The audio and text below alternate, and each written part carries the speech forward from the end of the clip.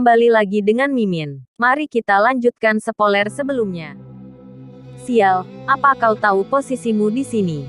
Dia berkata dengan wajah merah karena marah dan malu karena mundur ketakutan. Aku tahu betul. Tidak. Kau tidak tahu apa-apa.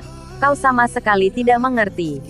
Tapi tahukah dirimu bahwa aku juga tahu sesuatu? Terlebih lagi aku tahu segalanya. Petik 2. Tahu segalanya. Tepatnya apa yang kamu tahu? Pembunuh. Ekspresi Akane membeku. Lihat, aku tahu segalanya. Akane-chan si pembunuh. Wajah Akane menjadi pucat. Seolah sedang menyaksikan sesuatu yang luar biasa. Aku sudah melakukan apa yang harus kulakukan. Sampai jumpa. Dan aku harap lain kali kau memahami posisimu saat ini. Petik 2. Itu tidak benar. Aku tidak. Semuanya itu benar, pembunuh. Saejima berbalik dan pergi. Meninggalkan gadis yang berdiri dengan cemas di tempat yang sama. Asteris bagian 8 asteris. Di suatu lorong universitas. Dengan dinding, lantai, dan langit-langitnya dicat putih bersih. Di lorong itu, Akane, seorang gadis dengan rambut hitam dan mata merah, sedang berjalan. Dia berjalan seperti biasa. Seolah-olah dia telah meninggalkan semua perasaan atau emosi. Kemudian, dia berhenti di depan sebuah pintu. Itu adalah pintu putih. Dia memasukkan kata sandi dan setelah itu terbuka. Dia masuk. Aku mendengar kamu sudah bangun.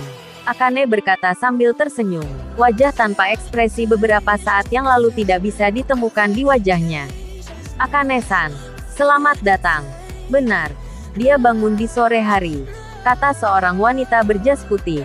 Salah satu bawahan Akira. Di dalam kamar, ada tempat tidur putih. Dan di atas tempat tidur itu duduk seorang gadis cantik dengan rambut perak dan mata biru seperti kucing. Itu adalah Natsume. Senang bertemu denganmu. Namaku Nishino Akane. Akane memperkenalkan dirinya. Tapi Natsume hanya menatapnya dengan ragu. Sepertinya dia benar-benar tidak mengerti apa-apa.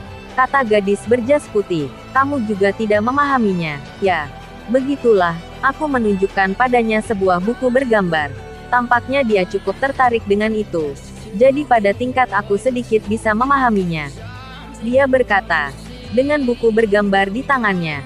Itu adalah buku tipis. Di perpustakaan universitas. Ada banyak buku lain karya penulis terkenal. Tapi buku itu pasti disewa. Karena pada dasarnya, anak-anak lahir setiap tahun. Masalah kekurangan makanan memang serius. Tetapi mereka juga tidak bisa melarang orang untuk memiliki anak. Lagi pula, jika mereka tidak memilikinya, manusia cepat atau lambat akan punah. Dia gadis yang sangat cantik. Itu benar, Natsume. Dimanapun kau melihatnya, dia adalah seorang gadis yang telah mengalami kebangkitan. Dan dia pasti mengalami kesulitan untuk tidak bisa berbicara atau mengerti apa yang orang bicarakan. Tetap saja, tatapan Natsume terhadap Akane masih polos. Tanpa sedikit pun kehati-hatian atau ketidakpercayaan. Yang pasti, dia gadis yang cukup lembut. Aku ingin tahu apa yang dia lihat. Mata Natsume menatap ke meja di sudut ruangan. Lebih tepatnya ke jam tangan. Apa kamu ingin melihat jam tangan ini? Akane mengambil jam tangan itu dan memberikannya padanya. Natsume membuka matanya dengan kekaguman dan kegembiraan. Reaksinya wajar. Rasa ingin tahu yang lengkap tentang jam tangan di tangannya. Kepribadiannya seperti di bawah umur. Atau bahkan mungkin masih anak-anak. Fufufu. Dia sepertinya menikmatinya. Natsume terlihat sangat senang menyentuh jam tangan. Membaliknya, melihatnya dari berbagai sudut. Dia seperti gadis kecil yang lugu yang baru saja diberi mainan baru. Dia ingin tahu tentang segala sesuatu di sekitarnya. Sebelum kamu tiba, dia menyentuh bingkai tempat tidur dan juga melihat sekrup. Petik 2. Sepertinya dia cukup penasaran. Iya, aku meminjamkan penaku dan dia tidak meletakkannya selama setengah jam. Petik 2. Lucunya gelombang. Ya, dia sangat lucu. Pada saat itu, suara berturut-turut terdengar. Ah, Natsume terkejut dengan suara itu dan membuang jam tangannya. Itu hanya alarmnya. Kamu takut? Jangan khawatir, tidak ada yang terjadi. Wanita berjubah mengambil jam tangan itu dan meletakkannya kembali di atas meja. Tapi Natsume melihatnya dengan kecewa. Ah, waktu jamnya berubah. Tunjuk Akane. Sepertinya dia memindahkan waktu saat memainkannya, kata gadis berjas putih. Mengatur waktu. Tapi kemudian dia merogoh sakunya dan bertanya-tanya. Di mana aku meninggalkannya? Petik 2. Ada apa? Aku selalu membawa jam tangan digital di saku. Maunya akan kugunakan untuk memperbaiki waktu ini. Tapi aku tidak dapat menemukannya. Apa kamu lupa membawanya? Aku selalu membawanya. Jadi aku rasa tidak. Itu aneh. Maka kamu mungkin telah menjatuhkannya. Mungkin. Jamnya sudah agak usang. Jadi bisa saja jatuh di suatu tempat. Wanita itu menghela nafas menyerah dan kemudian dia melihat Natsume.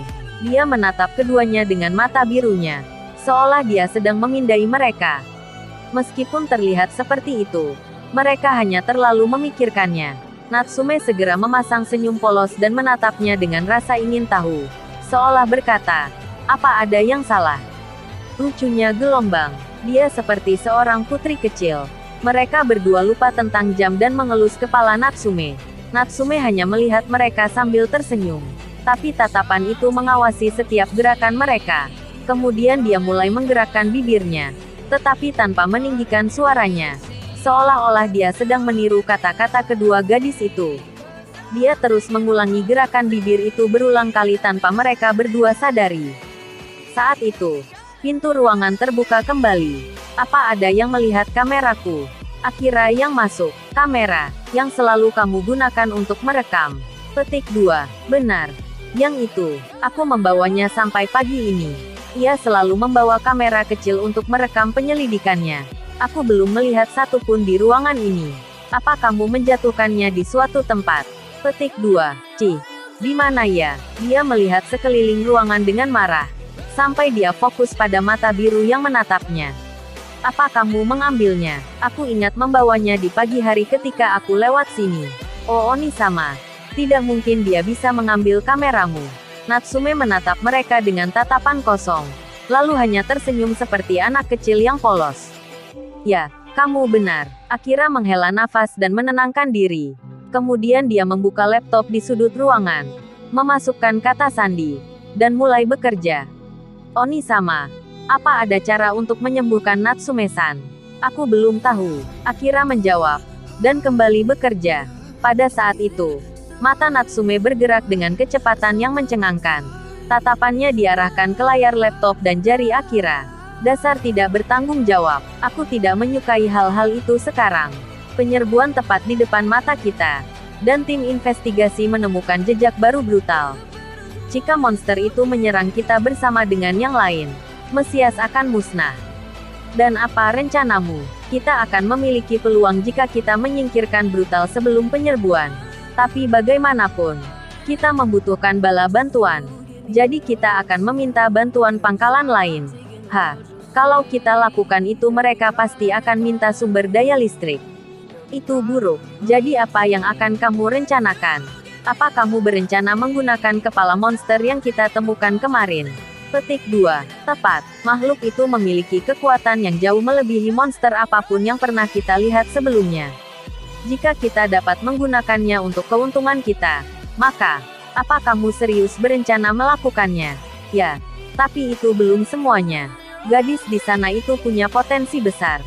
Aku menemukan sesuatu yang sangat menarik saat menguji darahnya. Petik 2. Menarik. Kukuku.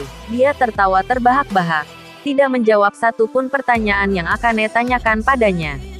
Setelah beberapa saat, dia menyelesaikan pekerjaannya dan meninggalkan ruangan bersama Akane dan gadis lain dengan jas lab. Sampai jumpa besok, Akane berkata pada Natsume sambil tersenyum. Namun, mata biru itu mengamati segalanya. Pengoperasian pintu, tombol dan gerakan jari saat mengatur kata sandi. Lalu saat dia sendirian, lampu di kamar padam. Mata biru bergerak menembus kegelapan. Lalu menatap laptop. Setelah itu, suara tombol pecah terdengar sepanjang malam. Asteris bagian 9 asteris. Singkatnya, Yuka Sensei mengusirku dari ruangannya. Tampaknya dia tidak punya pilihan lain. Karena banyak yang terluka akibat pertarungan kemarin dan tempat tidur tidak lagi cukup untuk merawat mereka. Tapi sejujurnya, ini adalah kesempatan sempurna bagiku.